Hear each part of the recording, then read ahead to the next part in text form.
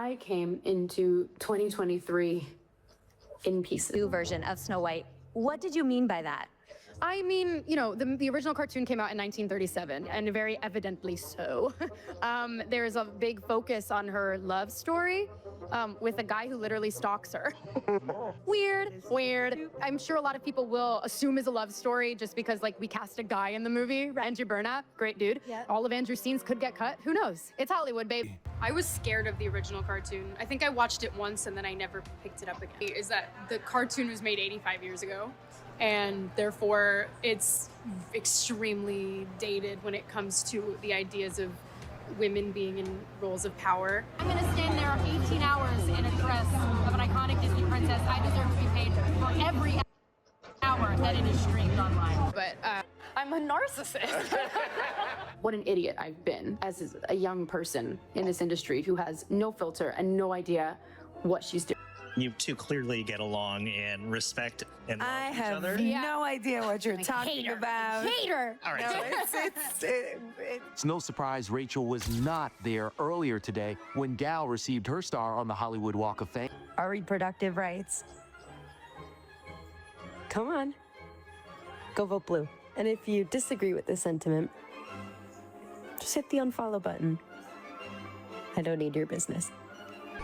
And I can only hope that despite my flaws and despite my cracks and my breaks, and there are many of them, that at every premiere and everything I do, people will wait in line to see. Hello, folks. Let's talk about something truly magical. And by magical, I mean tragically magical. The new Snow White live action remake. Yup, the movie that somehow turned a classic fairy tale into a cinematic hot mess. Grab your popcorn and maybe some eye bleach because this is gonna be good. The plot. So here's the deal. Snow White is born to royalty. Mom kicks the bucket. Dad remarries Gal Gadot. Yup. Wonder Woman is now an evil stepmom. That then goes the kingdom like the worst Netflix and never callback situation ever. A heroine gets banished to the forest, but instead of cute, cuddly dwarves, she meets some CGI nightmares that look like they're auditioning for a modern movie. Honestly, if I had nightmares, these dwarves are in it. Then there's Jonathan, the bandit turned sidekick who's about as memorable as a soggy sandwich. He gets captured because apparently he's allergic to common sense. Snow White eats a poison apple, falls asleep.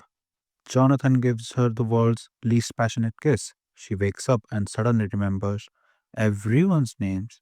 Yeah, that was her genius plan that convinces the soldiers to switch sides. The evil queen gets mad, smashes the mirror, turns into a black glass and shatters, like my patience watching this. And Snow White takes her throne. Boom. End of the story. Or was it? Now let's talk about the cast. And lo and behold, Rachel Zegler tries hard as Snow White. Bless her heart. But her haircut looks like she lost a fight with a lawnmower, and her accent switches like she's trying out different personalities. She can sing though, so points for that. Gal Gadot. Wonder Woman is out. Evil Queen is, well, less convincing. Pies. Pies are luxuries. They don't need luxuries. It confuses them. She's stiff, overreacts, and somehow sounds bored and angry all at once. When it comes to singing, they swapped her out faster than you can say poisoned apple. Jonathan, the human equivalent of a background extra, but somehow still manages to trip over his own feet in every scene. And the dwarves? CGI nightmares that will haunt your dreams. No joke. Now, visually, the movie can't decide what it wants to be. One minute, it's a gloomy, washed out medieval mess.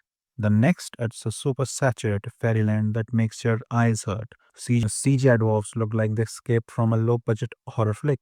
The magic mirror shatters like a dropped iPhone, and the forest scenes switch from real to CGI so jarringly that you might think you are watching two different movies.